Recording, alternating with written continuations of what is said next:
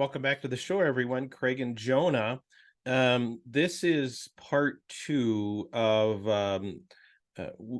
we had did an episode a while ago. I'll try to remember to link to that. I think it's 164.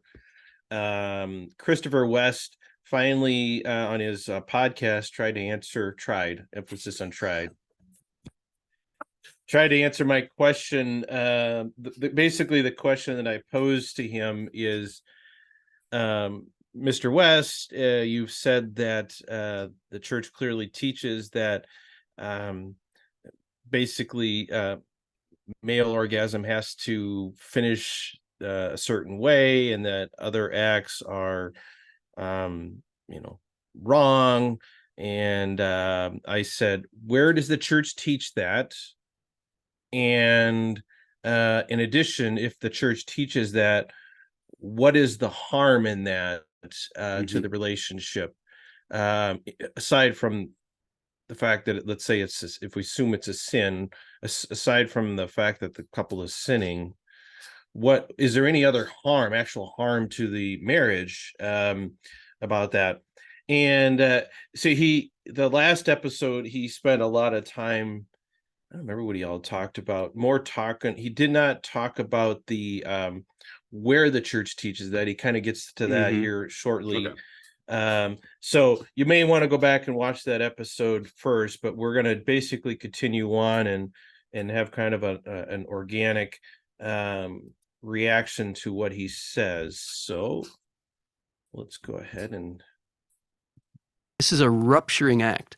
Right at the moment of the climactic unitive and generative power, right at the moment of truth, we say, nah, not going to take that risk, not going to go for that, not going to enter this communion. I do like the pleasure of... I think he's talking about coitus interruptus. I think he had just gotten done dropping Onan into the discussion, so I think that's what he's talking about. The sensations in my genitals, so I still want those, but I don't want it according to the design of God, so I alter the design. And I adulterate the act. I commit an act in the literal sense of the word of adultery by altering the act. What is the damage here? It was interesting the way Craig phrased this. He said, besides sin, what's the damage here? There's nothing besides... sin is damaging. So, and that comes, if it is sinful, it would cause damage, right? Yeah, I mean, you would. So where does that manifest itself? Yeah, I mean, I get. Like, that was your question. Yeah, I get the struggle he's having, and I struggle with how to phrase it because I didn't want to just gloss over whether something's a sin or not, and whether that's a good thing or not. But, in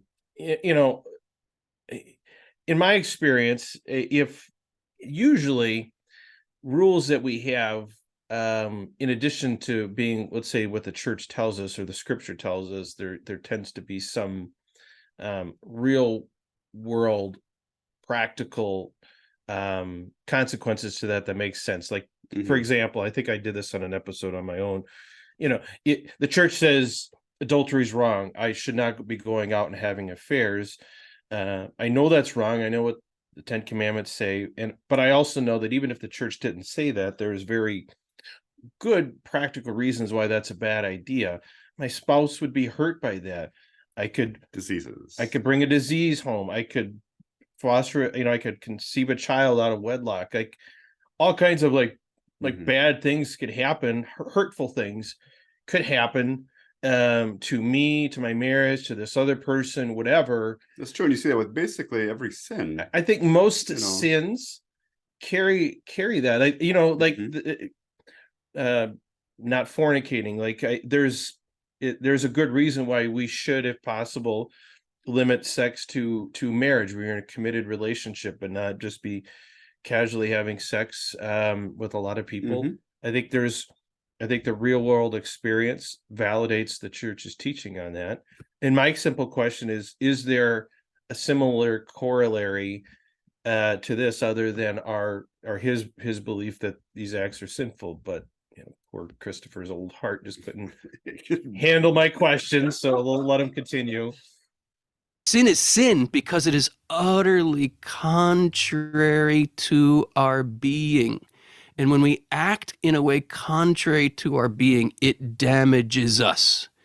If it wasn't damaging, it wouldn't be sin. That's what that was your question, Mhm. essentially. Like, Mhm. and so he gets it. Yeah, but it's a circular argument. Yeah. Yeah, Because like if you wait long enough and you have a nocturnal emission, yeah. how does that, I mean, I know that's not sinful, but like, Mhm. I guess in the past, some of the church fathers thought that it might be. Well, I was on a guy's podcast recently, and we're actually going to interview him. He's in an irregular marriage, at least in his. We're going to ask him about that, but he basically can't have sex at all with the woman he's legally married to. He said, and he's like, he's in his 50s. I have wet dreams all the time. And he regularly confesses because he's like, well, it probably happens because I spend too much time allowing impure thoughts into my mind during the day. And I mean, I'm not saying that. I mean, I don't know, I don't know. I would kind of doubt but that's the the guy's very reason. hard on himself. So there are the scrupulous Oh, and people that's that. a painful way to live. Like, is that really how God wants you to live? Because I feel like it's not, and this is, speculative or whatever, but it seems difficult to be attractive. I think that like Christianity is like an attractive sort of way to live. Whereas if you're constantly whipping yourself, Yeah, like you're just not going to attract many people to that yeah, sort of lifestyle. yeah. If it wasn't sin, it wouldn't be damaging. I mean, I, I get what he's saying, kind of, but at the same time, it's just like he's using the fact that in his opinion it's sinful, therefore it must be harmful, and that because it must be harmful, we should make it sinful. Like it just, Mhm. I acknowledge what the church teaches on certain things. I'm And simply that's asking. possible. We're just asking to show the work, Yeah, and I simply want to know, because for people that are struggling, like, even if the church said it's didn't come out and say adultery is wrong, I would not be out I would not just automatically go out and have an affair because of these things we Yeah, talk for about, right? sure. But this thing, like, for people that struggle with whether it's solo or other types of activity, um, if there was a clear harm that could be recognized, other than, I mean, the fact that it's sinful doesn't stop people. Like, we go to confession all the time, but if Mhm. there was something more, they'd be like, oh, okay, now I can see how this could have some long-term consequences, bad consequences to me or to my relationship, would be helpful. Well, and the fact that he equated it with adultery is kind of like silly too, because if I went to It is confession then and said, not. "Well, my wife and I committed adultery," that sounds like something. Yeah.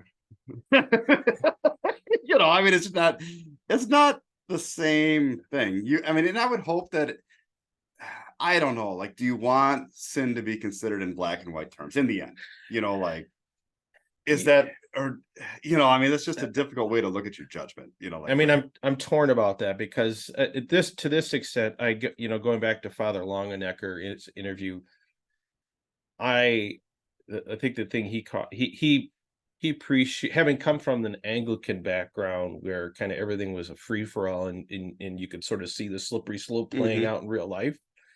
He appreciated the pastoral clarity that having kind of black and white rules provides, and I am sympathetic to that to some Mhm. degree. Like, I I do worry about the slippery slope, but at the same time, the black and white hard edges is can be very difficult in real experience, and not always obvious why in this particular experience I Mhm. can't do this or I have to do this. And that's where 2352 is the gray area, Yeah, but it's not really yeah. explained It well. would be nice to have some further explanations there. That's really all that needs to happen. It's Yeah. just some clarification on 2352. Bishops, just link to our podcast in the footnote to 2352.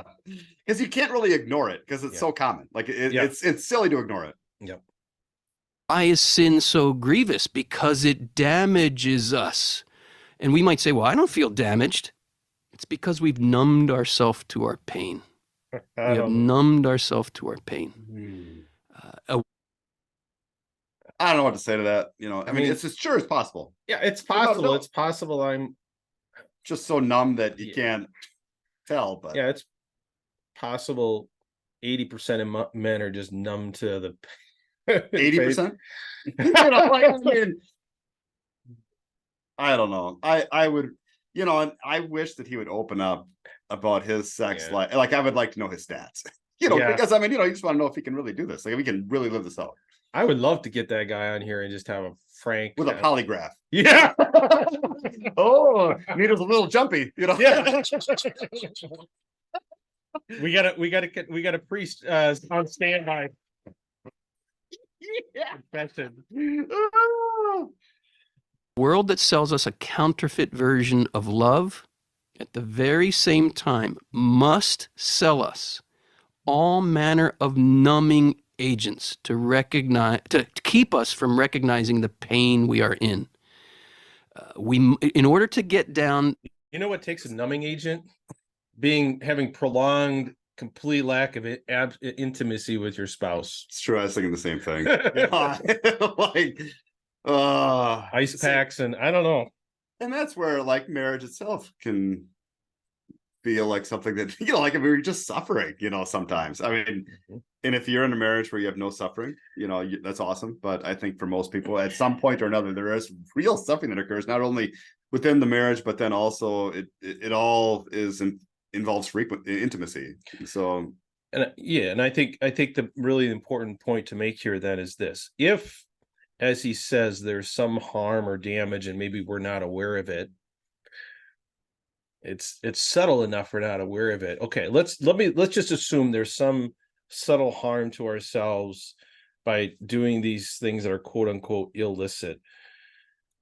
Are we allowed to at least put that on a scale and compare that to the harm that goes to marriages? Oh,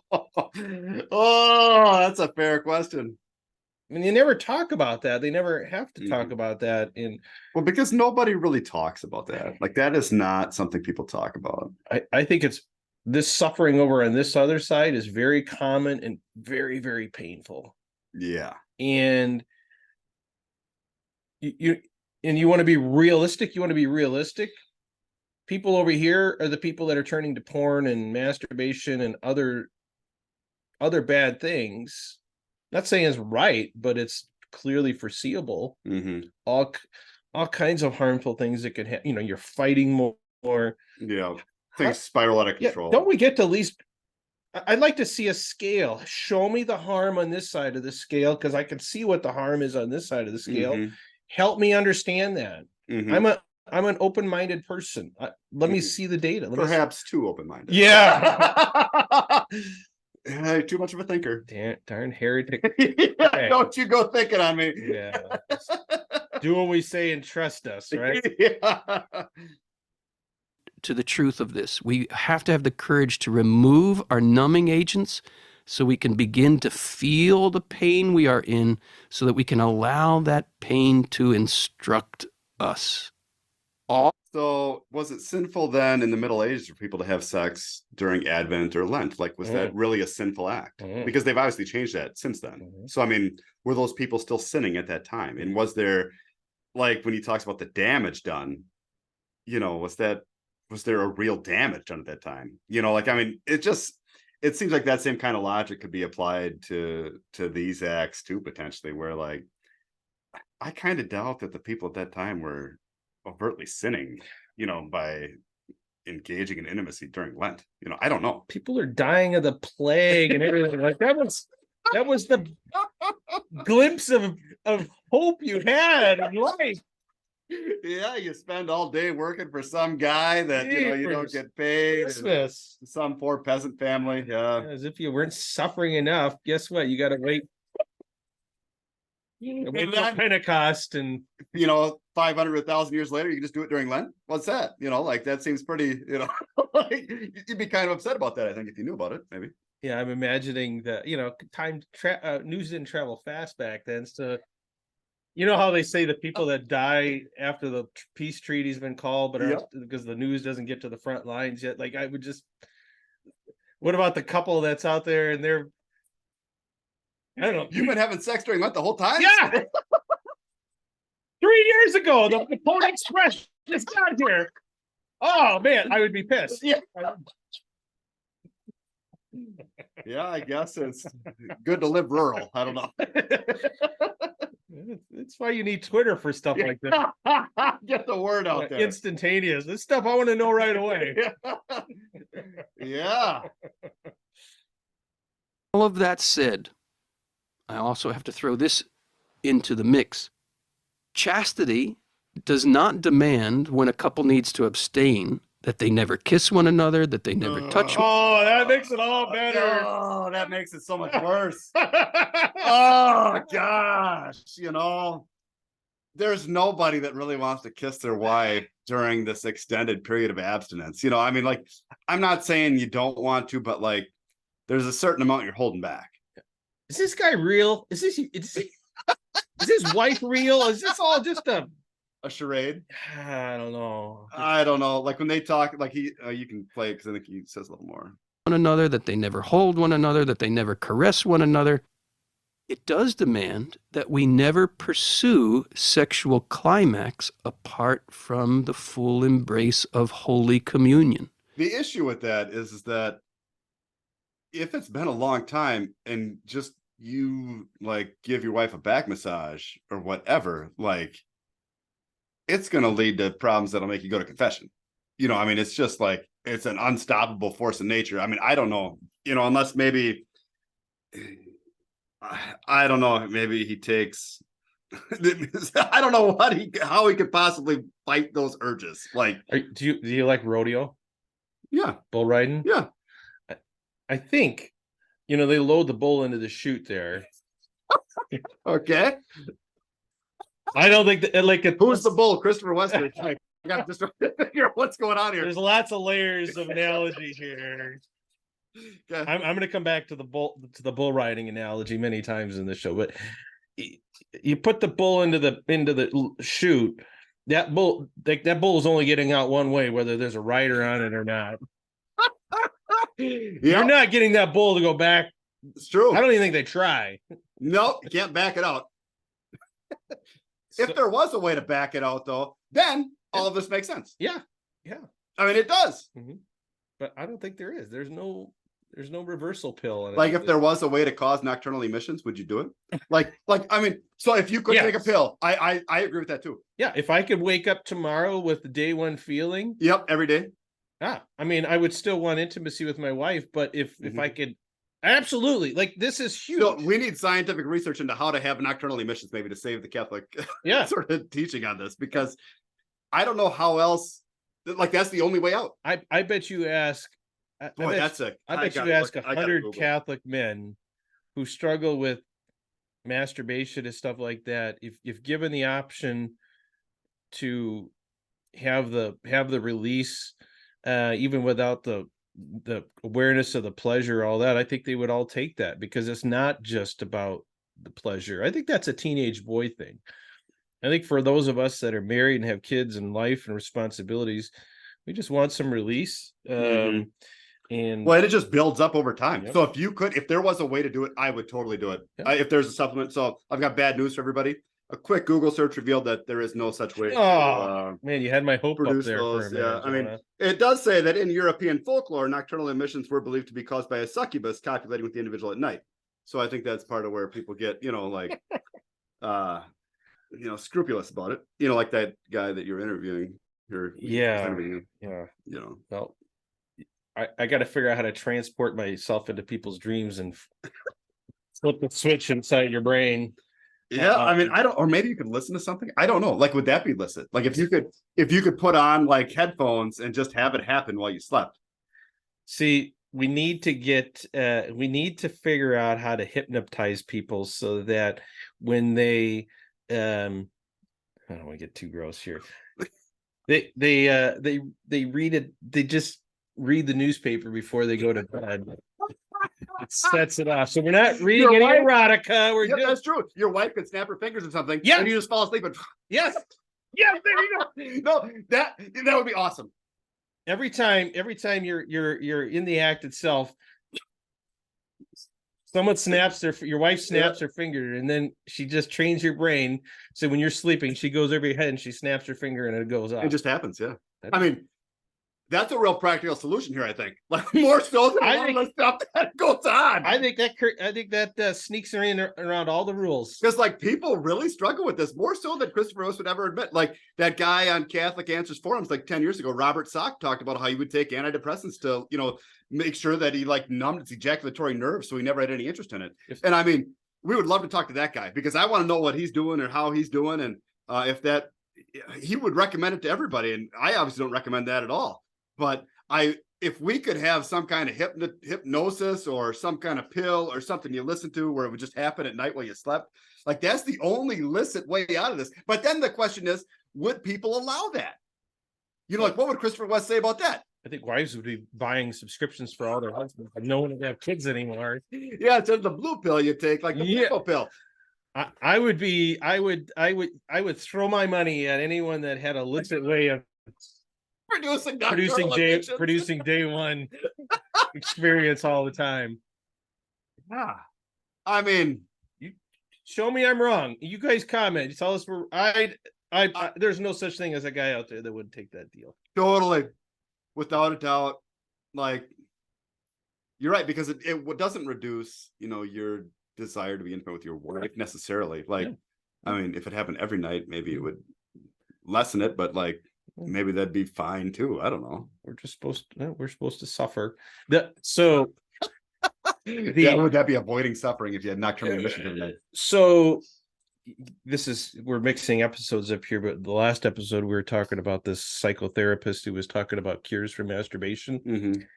And he had this one last, I don't know if it was a mistake he says people made or a point, but he said, I think it was a mistake.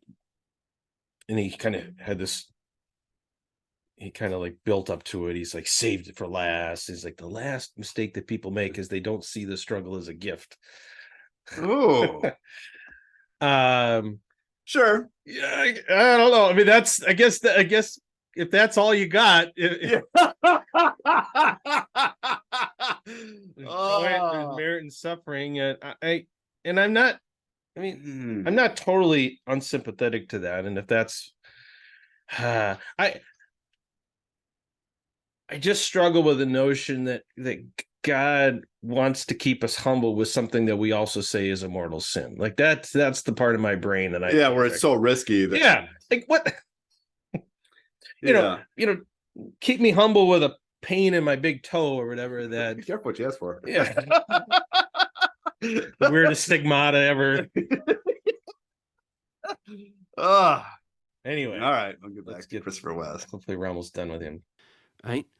But all of the touches, caresses, kisses of a husband and a wife are holy and good in themselves. Initiating the launch sequence. So long as we're not pursuing a mockery of the marital act.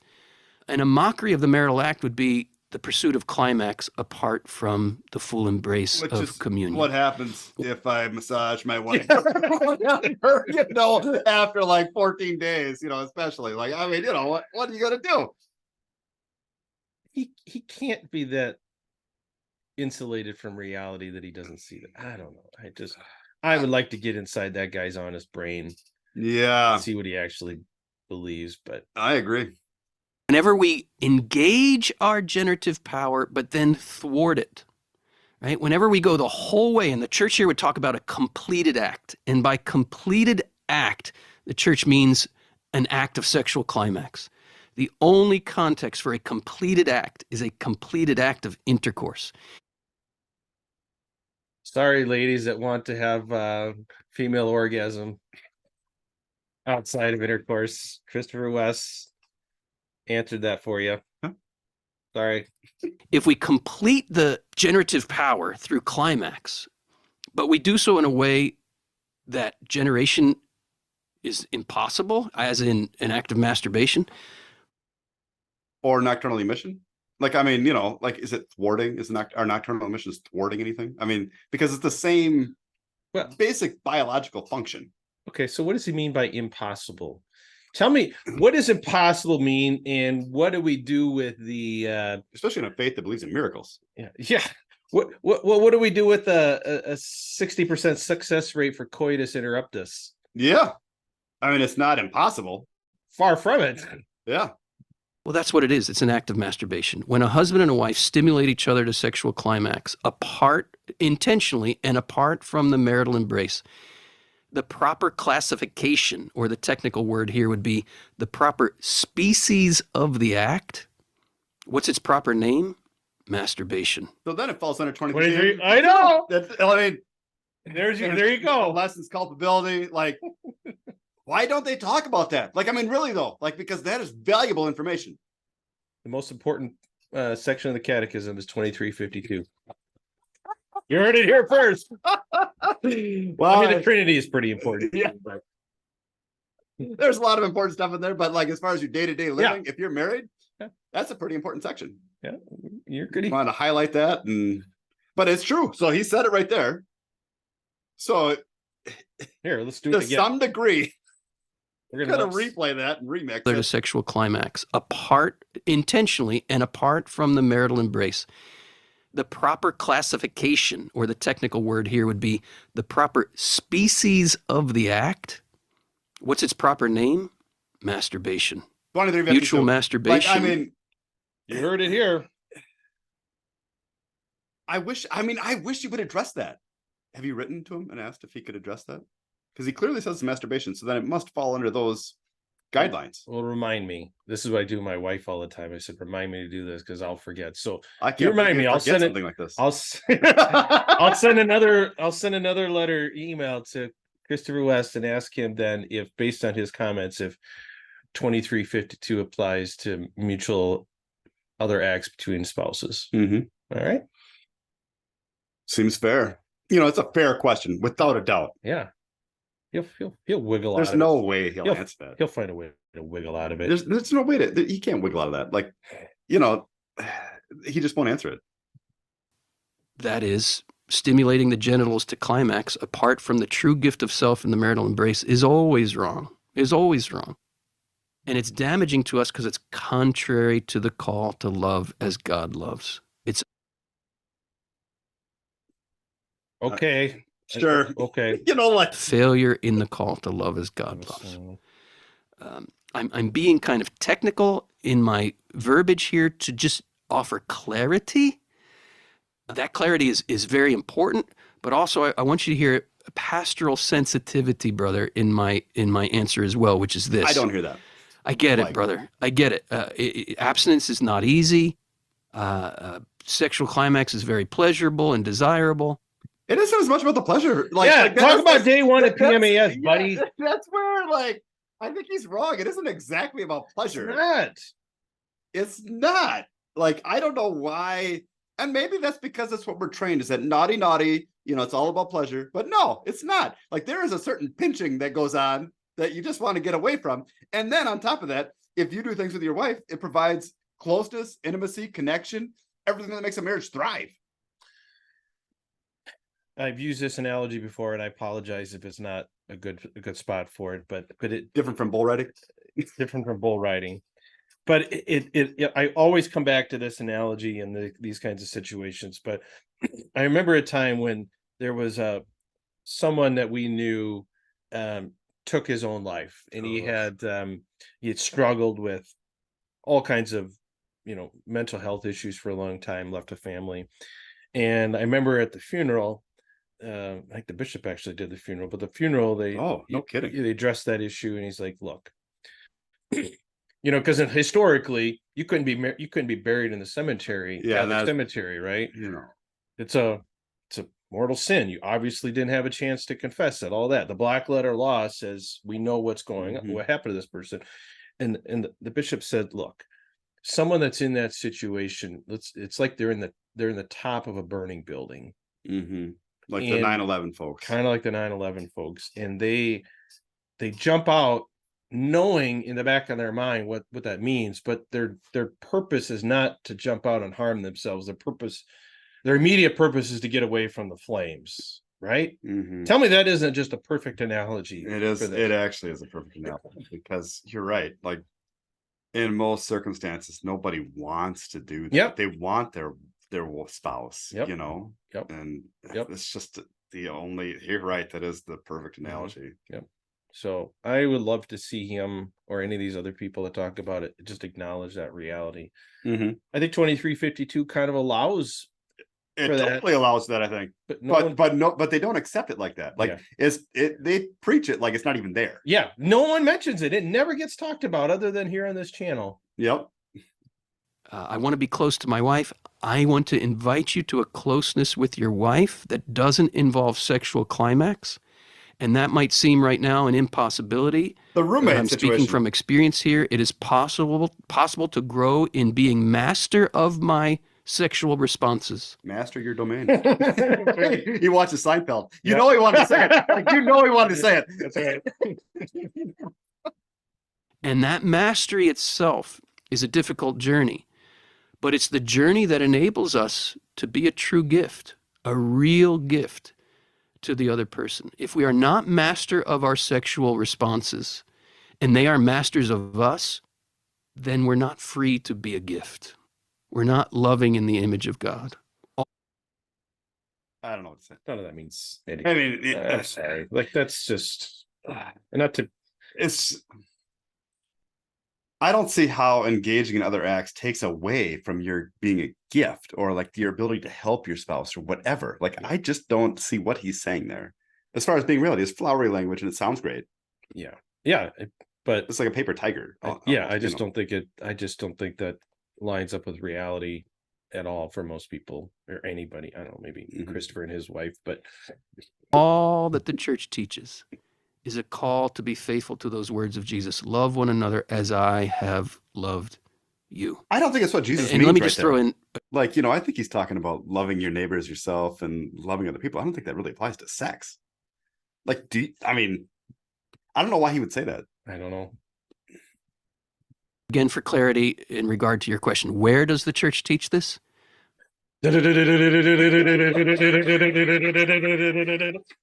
Finally, I've been waiting so long. I was listening to this podcast like, finally, I'm gonna find out where it's at. Here we go. The suspense is killing me. About the climax. Yes, everybody get ready. Get ready. Church teaches this in everything she teaches about the inseparability of the unitive and procreative meanings of the marital act. Humani Vitae, it's in the catechism, it's in the whole tradition. Wait, what? It's not in the catechism. We missed it. Let's go back and do it. Let's try. We must have missed it. Let's give them For clarity in regard to your question, where does the church teach this? The church teaches this in everything she teaches about the inseparability of the unitive and procreative meanings of the marital act. Humani Vitae, it's in the catechism, it's in the whole tradition of the church. That's good. Is it really in the catechism or Humani Vitae? I think what he means is where the church says the unitive and procreative ends can't be separated. Okay. That's in there, but we've already talked about that. 2352 is a very specific section of the catechism that talks about masturbation, and with all due respect to him, I don't think it clearly states that it applies to, let's say, other acts. Although I think it's masturbation. I think it should, but there is nothing resembling that kind of specificity about, let's say, other acts in the catechism. I mean, he's wrong about that. Like that, I don't think he's trying to be dishonest, but that's just not correct. That's not correct. It's his interpretation of that, and he could be right, but I'm just saying there's nothing clearly spelled out one way or another. I just wanted to say something, just take a little bit different angle for Craig and his wife, as it seems implied in the question that they may be experiencing a need to have a longer time of abstinence in their marriage. And we do speak from experience of having gone through something similar. And I just want to kind of turn your question around a little bit and give you a question to think about.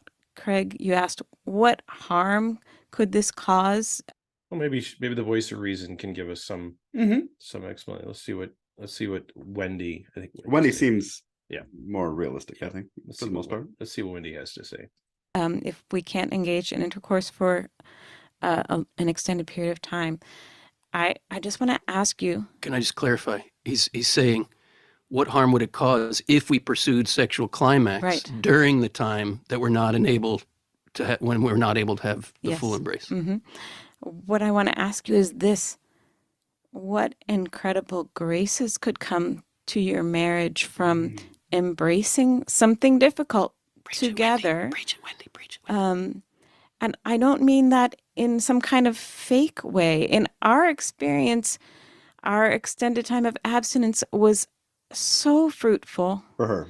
so grace filled. The insights that each of us gained in understanding one another, and I'm not going to, I mean, you get the idea, and it pretty much wraps up after that. But the other day I was listening to a podcast about someone that talked about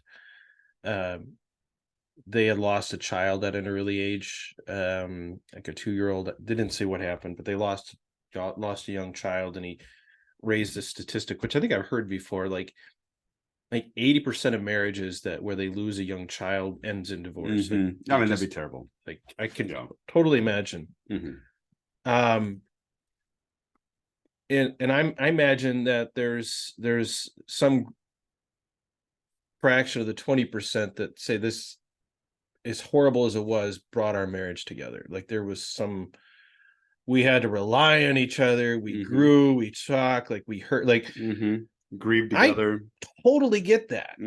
That doesn't I can see mean it both ways. That does not mean that, well, that makes that a good thing or something we should want for people. That's the problem. Yes, there can be merit in suffering. People can grow together during times of hardship. That doesn't mean that the hardship should be encouraged or not avoided. That's the problem here. Yeah, marriage is difficult, and you don't welcome that into your life. You face it when it happens, but it's one thing to embrace the suffering when it happens. It's a whole nother thing to essentially inflict it upon yourself. Well, and his advice is basically just to suck it up. Yeah. And that's I don't know. It's a tough way to live. I think that's a tough way to live for people that, let's say, can follow Christopher West to a T. God bless you. Nobody. I mean, who really can? Well, let's just assume there's someone that can. You are going. God bless you. I don't know how you would do it. That's incredible. You have my deepest respect. But for the 90% of people, we know what it involves. It involves confession on a weekly basis or whatever. Yes. I mean, it's just a constant struggle. Yes. Constant tension. So lack of connection with your wife. I mean, it's just a struggle. How is all that better or less harmful than some of these things that may fall under areas? 2352? Yeah, that's our only point. And maybe if that is the case, if someone can help us understand that, we have an open invitation to Christopher West or anyone else to come in and enlighten us. We're not trying to be we'd be respectful to anybody. Yeah, but I genuinely, I'm telling you, I don't see it. I don't see just because for all intents and purposes, most guys are just going solo then quietly, and I think when that happens, that is deeply harmful to the marriage. Yep, because then it's a secret. It's a secret. Then you could get into other activities that are bad, and dealing with moral guilt. He may resent his wife. I mean, he may resent God. Like I've experienced a lot of that stuff. Yep. I get it too. That is, I think if we're going to be realistic and if we at least recognize how common this is going to be, I think you have to take that into account. I don't know how you don't take that into account. This is not just a fringe group of people that are going to fall into. This is going to be the vast majority of people. So anyway. Yep. Whew. All right. Well, that was I'll link to Christopher West episode below again. Feel free to check it out. If comment or leave us a message. Hopefully this has been helpful. We let me just say one final thing. I apologize if anything that we said, seems disrespectful or irreverent. We're not trying to be that way. but we are trying to be kind of the normal person's. Just if we get real simple answers, Yeah. and just show us Yeah. the work and what really is going on here, Yeah. and just how 2352 can be applied to that, because certainly it's within the realm of possibility. Yep. And it's ignored. Yep. Absolutely. So anyway, And go to confession, just trust in God's mercy, pray. Yep. That's all you can do, and just Yep. to get through all this. Yep. So, all right. Well, thank you, Jonah. You bet. Till next time, everyone. Bye. Have a good one.